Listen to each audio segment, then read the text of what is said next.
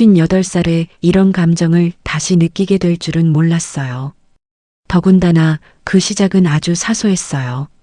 남편 친구가 건넨 말 한마디였죠. 사람들은 중년 부부를 보면 흔히들 이렇게 말하곤 합니다. 이 나이면 다 안정된 거 아니야? 자식 다 키웠으니 이제 속 썩을 일 없이 편하게 살 일만 남았지. 하지만 정말 그럴까요? 같이 산 세월이 길다고 해서 마음까지 안전한 건 아닙니다.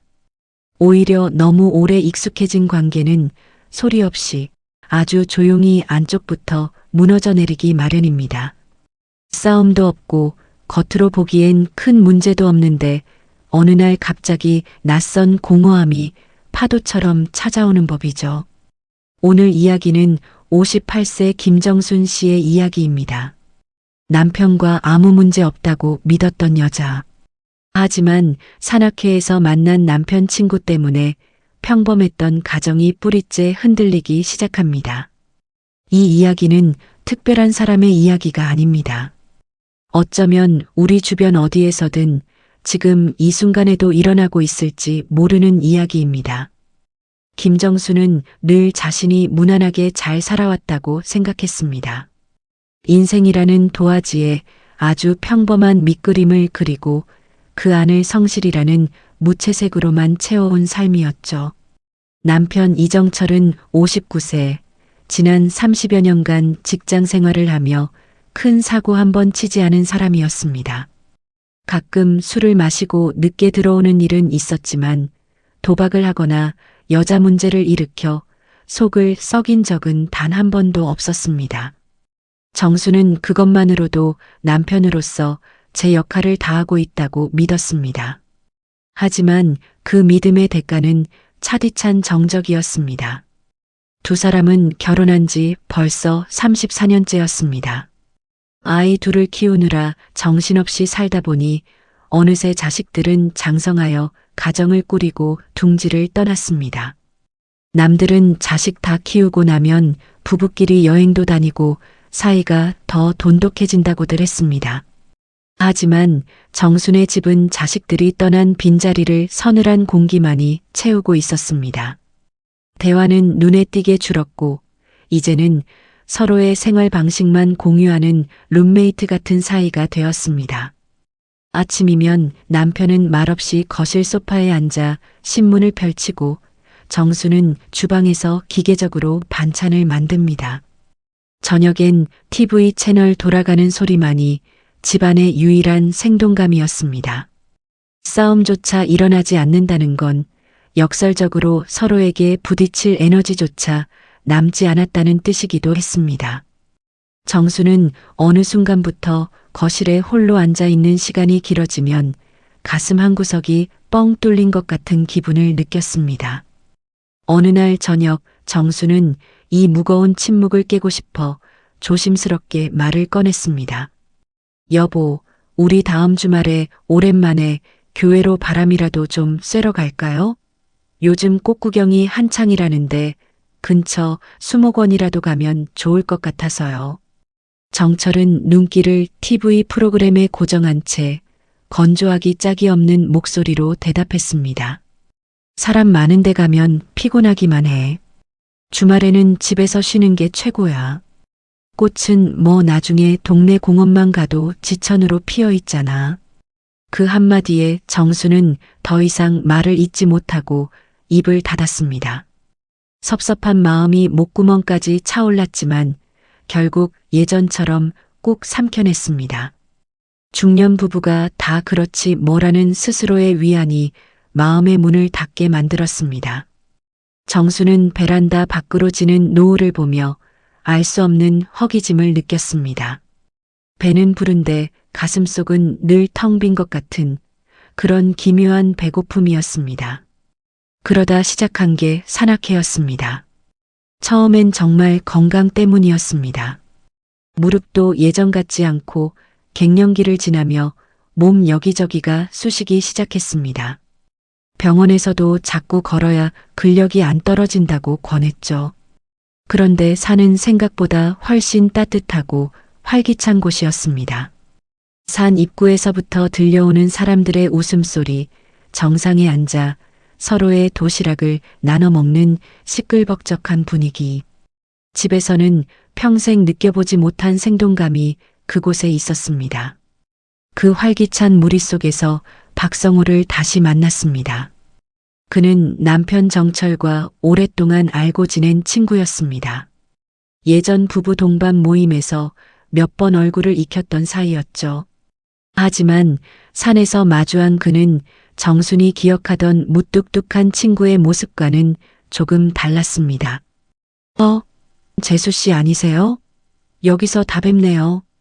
반갑게 손을 흔들며 다가온 성호는 남편 친구라는 어색함을 단숨에 지워버릴 만큼 넉살이 좋았습니다.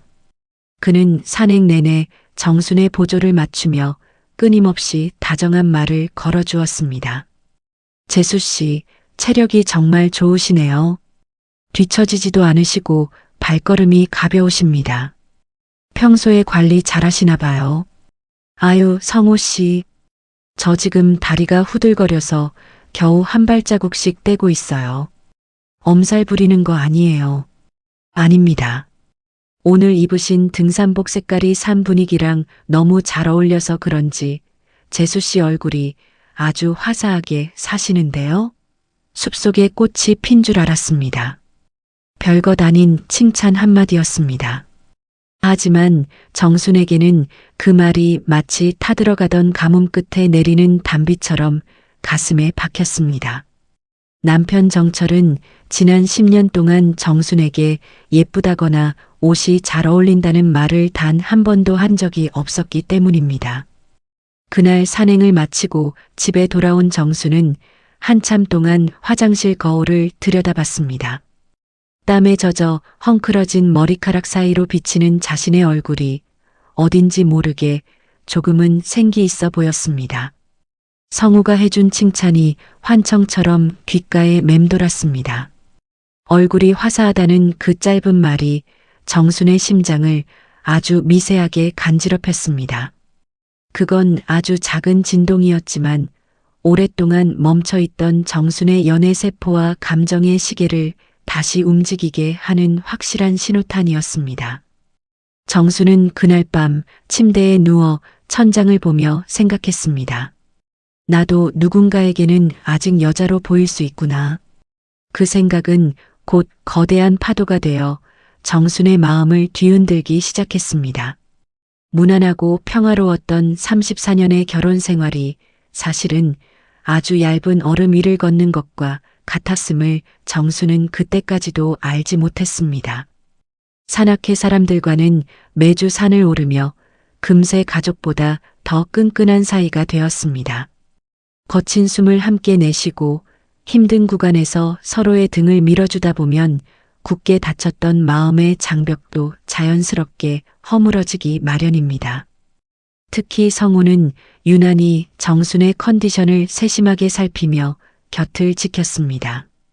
가파른 바위 구간을 오를 때면 그는 늘 뒤를 돌아보며 듬직하게 손을 내밀었습니다. 재수 씨, 여기 바위가 조금 미끄러워요. 제 팔 잡고 천천히 디드세요. 제가 딱 붙잡고 있을게요. 그가 내민 손은 투박하고 거칠었지만 그 어떤 온기보다 따뜻했습니다.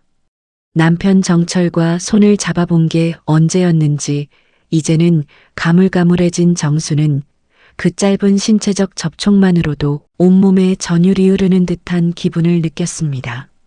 낯설지만 싫지 않은 긴장감이었습니다. 어느 날은 하산길에 갑자기 진눈깨비가 내려 길이 매우 험해졌습니다. 정순이 얼어붙은 흙을 밟고 중심을 잃으려는 찰나 뒤따라오던 성호가 정광석화처럼 나타나 그녀의 허리를 받쳐 안았습니다. 조심하세요. 정말 큰일 날 뻔했습니다. 어디 무릎은 안 다치셨어요? 순간적으로 밀착된 성호의 가슴에서는 은은한 스킨 향과 기분 좋은 땀 냄새가 섞여났습니다. 정수는 당황해 얼른 몸을 뗐지만 심장은 주체할 수 없을 정도로 요동치고 있었습니다. 얼굴은 홍조를 띠었고 눈을 어디에 두어야 할지 몰라 허공만 응시했습니다.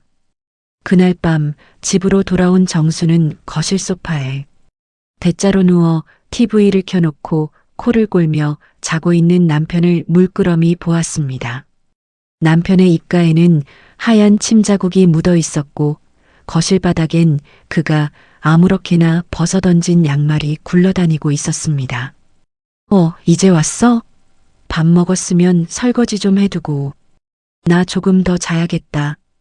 남편은 잠결에 눈도 제대로 뜨지 못한 채 정순의 존재를 그저 가사노동의 도구 정도로 여기는 말을 중얼거렸습니다. 정수는 대답 대신 욕실로 들어가 차가운 물로 얼굴을 몇 번이고 씻어냈습니다. 거울 속의 여자는 더 이상 자신이 알던 평범한 김정순이 아니었습니다. 낯선 설렘에 취해버린 금기된 감정을 품기 시작한 낯선 여자의 모습이었습니다. 며칠 뒤 부엌에서 저녁 찬거리를 다듬던 정순의 휴대폰이 진동했습니다. 예상치 못한 메시지 알림이었습니다. 성우에게서 온 개인적인 톡이었습니다.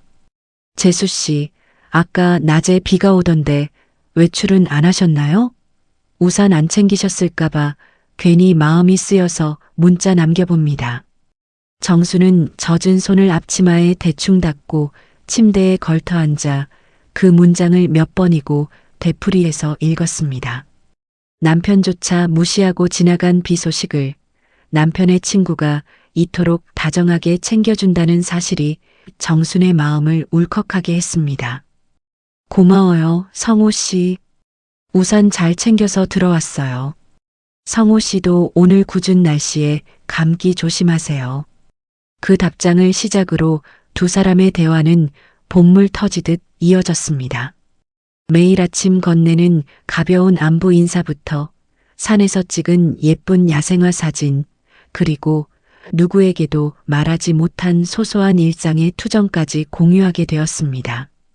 정수는 어느새 외출 전 화장을 하는 시간이 눈에 띄게 길어졌습니다.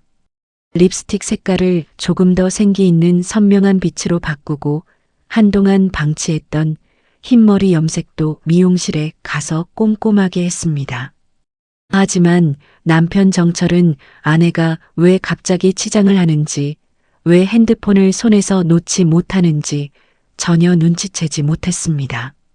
그 지독한 무관심은 역설적으로 정순에게 일탈의 자유를 주었고, 동시에 역시 이 집에서 나는 유령 같은 존재구나라는 더 깊은 배신감을 안겨주었습니다. 어느 날 산악회 모임이 끝나고 단둘이 남게 된 찻집에서 성우가 나직하게 입을 열었습니다. 정순 씨는 웃을 때 참 분위기가 고와요. 왜 진작 이런 예쁜 모습을 몰라봤을까요? 정철이가 참 복도 많네요. 이런 아내를 두고. 성우가 처음으로 재수 씨가 아닌 정순 씨라고 이름을 불렀을 때 정순은 온 세상이 멈춘 것 같은 충격을 받았습니다. 여자로 대우받고 있다는 그 감정. 50대 후반, 이제는 할머니 소리를 들어도 어색하지 않을 나이에 다시 찾아온 그 설레는 인정은 정순의 메말랐던 영혼에 불을 지폈습니다. 성호 씨는 참 사람 마음을 잘 아시네요. 남편한테는 평생을 들어도 못 들을 소리를 여기서 다 듣네요. 제가 정말 여자가 맞긴 했나 봐요. 두 사람은 서로의 눈을 맞추며 작게 웃었습니다. 하지만 그 웃음 뒤에는 넘지 말아야 할 선 앞에 서 있는 위태로운 그림자가 길게 늘어져 있었습니다. 정수는 이미 자신이 돌아갈 수 없는 길을 걷고 있다는 사실을 예감하고 있었습니다. 계절은 어느덧 혹독한 추위가 몰아치는 겨울의 한복판으로 접어들었습니다. 산악회의 마지막 송년 산행이 있던 날, 유난히 눈이 많이 내려온 세상이 은빛으로 변했습니다. 길이 험해지자 다른 회원들은 서둘러 하산을 마쳤지만 무릎 통증 때문에 발걸음이 느렸던 정수는 무리해서 점점 뒤처지게 되었습니다. 먼저들 내려가세요. 전 무릎이 좀 안 좋아서 천천히 갈게요. 금방 따라갈게요. 다른 사람들을 먼저 보낸 정순 곁에는 마치 약속이라도 한 듯 성우가 남았습니다. 두 사람은 눈 덮인 고요한 숲길을 나란히 걸었습니다. 사방은 마치 시간이 멈춘 듯 고요했고 오직 발 아래서 뽀드득거리는 눈 밟는 소리만이 두 사람의 대화 사이를 채웠습니다. 정순 씨, 가끔은 세상에 우리 둘만 남겨진 것 같은 기분이 들 때가 있어요. 제 진심이 느껴지나요? 성우의 목소리가 미세하게 떨리고 있었습니다.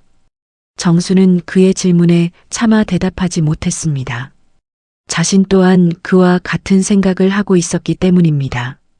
그날 두 사람은 산 중턱에 있는 작은 정자에 잠시 몸을 피하며 처음으로 부부관계의 밑바닥에 숨겨둔 진심을 털어놨습니다. 같이 산 세월이 34년인데 가끔은 남편이랑 한 이불 덮고 있는 게 너무 낯설고 무서워요. 이 사람이 나를 사람으로 보긴 하는 건지 아니면 그냥 집안일이나 해주는 그림자로 보는 건지. 정순의 목소리에 어느새 뜨거운 물기가 맺혔습니다. 성우는 그런 정순의 어깨를 조심스럽게 하지만 단단하게 감싸 안았습니다. 정순 씨 잘못이 아닙니다. 우린 그저 사랑받고 싶고 누군가에게 소중한 존재이고 싶었을 뿐이에요. 우리가 너무 늦게 만난 게 제 평생의 한이 될 것 같습니다. 산 아래로 완전히 내려왔을 때는 이미 어스름한 해가 지고 가로등이 켜지고 있었습니다. 성우는 정순을 집까지 바래다 주겠다고 했고 차 안의 공기는 평소와 달리 숨막힐 듯 무겁게 가라앉아 있었습니다. 정순은 집에 가야 한다는 걸 알면서도 차 문을 열지 못했습니다. 정순 씨, 우리 이대로 헤어지기엔 오늘 밤이 너무 길 것 같아요. 따뜻한 커피 한 잔만 더 하고 가면 안 될까요? 그 제안이 단순히 커피 한 잔을 의미하는 게 아니라는 걸 정순도 잘 알고 있었습니다. 하지만 정순의 입에선 거절의 말이 나오지 않았습니다. 이미 이성을 압도해버린 감정이 그녀의 몸을 움직였습니다. 그녀는 성호를 따라 도심 외곽의 한적하고 조용한 카페로 향했습니다. 창밖으로는 눈이 쉬지 않고 쏟아지고 있었고 카페 안의 은은한 조명 아래 두 사람의 그림자가 하나로 겹쳐졌습니다. 성호는 정순의 떨리는 손을 꽉 잡으며 조용히 속삭였습니다. 만약 우리가 아주 조금만 더 젊었을 때 만났다면 우리는 정말 행복했을 겁니다. 정순 씨, 당신을 놓치고 싶지 않아요. 정순은 그저 고개를 숙인 채 눈물을 흘릴 뿐이었습니다. 그날 이후 두 사람의 만남은 더 대담하고 과감해졌습니다. 산악회가 없는 평일에도 몰래 만나 도심 외곽의 영화관을 가거나 드라이브를 즐겼습니다. 정수는 남편에게 하는 거짓말의 횟수가 기하급수적으로 늘어났습니다. 친구가 갑자기 아프다거나 먼 친척 장례식장에 가야 한다는 뻔한 핑계들이었습니다. 가끔 거울 속에 자신을 볼 때마다 양심의 가책이 칼날처럼 가슴을 찔렀지만 성호를 만날 때 느끼는 그 전율과 생동감이 모든 죄책감을 잠재웠습니다. 이게 정말 마지막이야라고 다짐하면서도 다음 날이면 성호의 연락을 기다리는 자신이 혐오스러우면서도 애처로웠습니다. 하지만 비밀의 그림자는 영원히 숨겨질 수 없는 법입니다. 어느 날 저녁 남편 친구들이 다 모인 부부 동반 막년의 자리에서 예기치 못한 폭탄이 터졌습니다. 술기운이 거나하게 오른 남편 정철이 술잔을 비우다 말고 맞은편에 앉은 성우를 빤히 쳐다보며 비릿한 웃음을 지었습니다. 야, 박성우. 너 요즘 산악회에서 우리 마누라랑 그렇게 친하다며? 주변 사람들이 그러더라. 너네 둘이 아주 찰떡궁합이라고. 너 내 마누라한테 땀만 품은 거 아니지? 순간 식당 안의 공기가 급격히 영하로 얼어붙었습니다. 정순의 젓가락이 힘없이 바닥으로 떨어졌고 성우의 얼굴은 순식간에 흙빛으로 변했습니다. 남편은 낄낄대며 장난처럼 말하고 있었지만 그 눈빛만큼은 송곳처럼 날카로웠습니다. 아유, 정철아. 너 술 많이 취했구나. 재수 씨가 워낙 산을 잘 타시니까 내가 좀 배운 거지. 별소리를 다 한다. 친구 사이에. 성우가 황급히 웃음을 지으며 둘러댔지만 분위기는 이미 수습 불가능한 지경에 이르렀습니다. 그날 밤 집으로 돌아오는 차 안에서 남편은 단 한마디도 하지 않았습니다. 정수는 심장이 터질 것 같은 공포와 수치심을 느끼며 창밖 어둠만 응시했습니다. 그리고 집에 도착해 현관문을 닫자마자 남편이 낮고 서늘한 목소리로 물었습니다. 당신 나한테 숨기는 거 있지? 박성우랑 대체 무슨 짓을 하고 돌아다니는 거야? 정수는 그 자리에서 온몸이 얼어붙는 것 같았습니다. 평생을 지탱해온 자신의 세계가 무너지는 소리가 들렸습니다. 정수는 필사적으로 부인했습니다. 목소리는 파르르 떨리고 손끝은 얼음장처럼 차가웠지만 여기서 인정하면 끝이라는 생각에 끝까지 비명을 지르듯 소리를 높였습니다. 당신 무슨 소리를 그렇게 무섭게 해요? 성호 씨는 당신 친구잖아요. 같이 산악회 활동 좀 했다고, 그리고 친구 사이에 친하게 지냈다고 사람을 어떻게 그렇게 몰아세워요? 내가 당신한테 그런 대접받을 사람이에요? 남편 정철은 더 이상 대꾸하지 않고 싸늘한 눈빛으로 정순을 후쳐본 뒤 안방으로 들어갔습니다. 하지만 그 침묵은 천둥 소리보다 더 잔인하게 정순의 가슴을 때렸습니다. 다음 날부터 남편의 태도는 180도 달라졌습니다. 정순이 화장실에 갈 때마다 거실 탁자에 둔 그녀의 핸드폰을 뚫어지게 쳐다봤고 외출할 때면 어디에 누구를 만나러 가는지 몇 시에 돌아오는지 꼬치꼬치 캐물었습니다. 정수는 마치 보이지 않는 투명한 감옥에 갇힌 기분이었습니다. 성호에게서 오는 연락도 이제는 설렘이 아닌 심장을 옥죄는 공포로 다가왔습니다. 어느 날 남편이 담배를 사러 나간 사이 몰래 걸려온 성호의 전화를 받은 정수는 울먹이며 속삭였습니다. 성호 씨, 우리 이제 정말 그만해야 할 것 같아요. 남편이 다 눈치챈 것 같아요. 나 너무 무서워요. 이러다 우리 다 죽을 것 같아요. 성호는 한참 동안 수화기 너머로 무거운 침묵을 지키다가 갈라진 목소리로 대답했습니다. 정순 씨, 정말 미안합니다. 제 욕심이 너무 컸네요. 하지만 당신에 대한 제 마음은 진심이었어요. 그것만은 알아주세요. 저도 더 이상 연락 안 할게요. 정수는 전화를 끊고 침대에 엎드려 베개에 얼굴을 묻고 엉엉 울었습니다. 사랑이라고 구원이라고 믿었던 그 감정이 결국 자신을 파멸로 이끌 수도 있다는 사실이 뼈저리게 느껴졌습니다. 무엇보다 무서운 건 자식들이었습니다. 이미 가정을 꾸리고 남부럽지 않게 살고 있는 아들과 딸이 엄마의 이런 추한 이면을 알게 된다면 사위와 며느리 앞에서 고개를 들 수 있을까? 평생 공들여 쌓아온 정숙하고 성실한 어머니라는 탑이 한순간에 모래성처럼 무너져 내리는 상상만으로도 숨이 막혀왔습니다. 정수는 성우와 관련된 모든 흔적을 미친 듯이 지우기 시작했습니다. 함께 찍었던 사진들, 차 안에서 주고받았던 다정한 문자 메시지들, 그리고 그와 나누었던 비밀스러운 장소들의 기록까지. 손가락 끝이 떨릴 때마다 그녀는 입술을 깨물며 버텼습니다. 성우 역시 정순의 뜻을 무겁게 받아들였습니다. 그는 더 이상 개인적인 연락을 하지 않았고 산악회 단체 대화방에서도 정순의 글에는 단 하나의 반응도 보이지 않았습니다. 그렇게 두 사람의 뜨거웠던 겨울은 차갑게 식어갔습니다. 하지만 진짜 문제는 부부 사이에 부서진 신뢰였습니다. 남편 정철은 더 이상 정순을 예전처럼 보지 않았습니다. 식사 시간에도 그는 정순의 얼굴 대신 TV 화면이나 밥그릇만 쳐다봤고 정순이 건네는 말에는 짧은 단답형이나 무시로 응수했습니다.